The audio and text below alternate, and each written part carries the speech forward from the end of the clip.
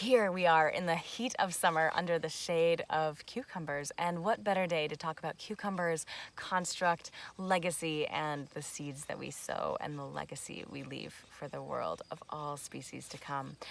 So yes, let's dive right in. I'm excited to share with you the interconnected histories of all of these cucumbers in my hand. We have Boothby Blonde, we have Salt and Pepper, Markhamore 76, and Silver Slicer. And two of these are parents, and two of these are their children.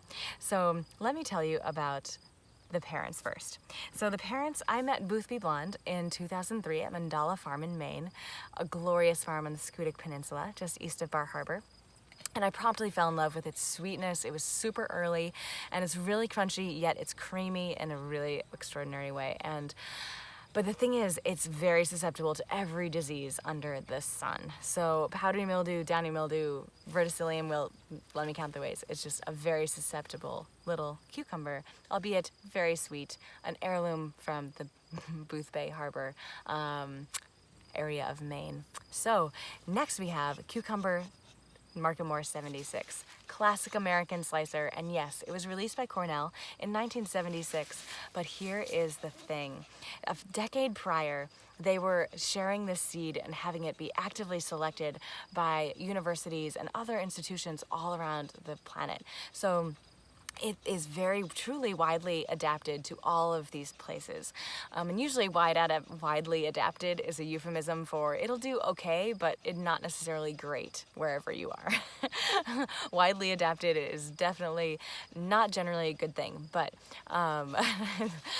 this Markhamore 76 is truly well adapted to all kinds of places on the planet. It's extraordinary. Super productive, super disease resistant to powdery mildew, but it is a classic American slicer. It's got good flavor, but it's not exceptional heirloom flavor by any stretch. So Cornell geniusly, back in the early 2000s, was like, how about we cross these two and see what we get? So Molly John and her program, Michael Gloss, Jason Cavatorta, some extraordinary humans, had the privilege of selecting a bunch of different lines out of that initial cross.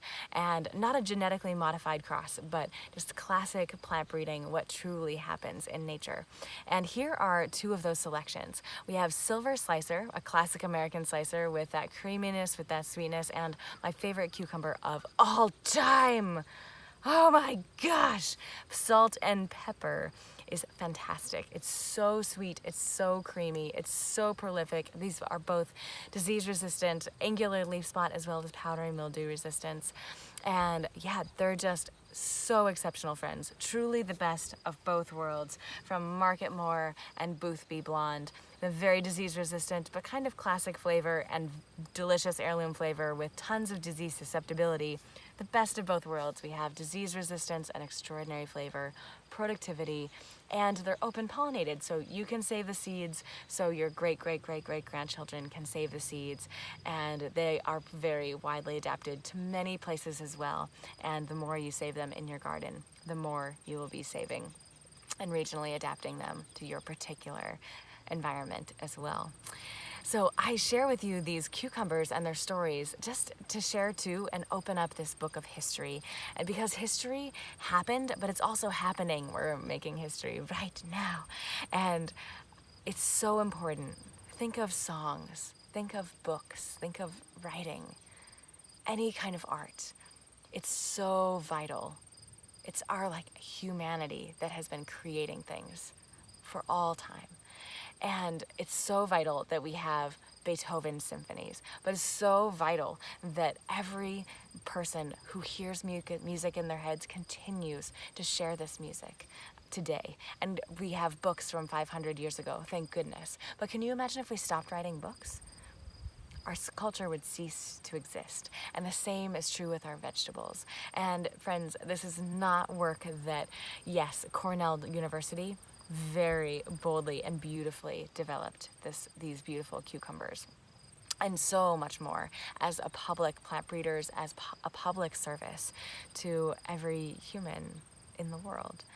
which is just amazing. But this is work that you don't need a PhD to do, and it's work that you don't even have to know anything about genetics and DNA to do, because for the last 10,000 years, illiterate, extraordinary plant breeders have developed everything that we eat, everything that we clothe ourselves with, so much medicine, so much else that is the true culture, the interrelatedness of all of these beings on our planet and our relationship with them. So yes, for 10,000 years, our ancestors, both plant and human, have been making incredible selections on the planet to feed both humans and all kinds of other life on Earth.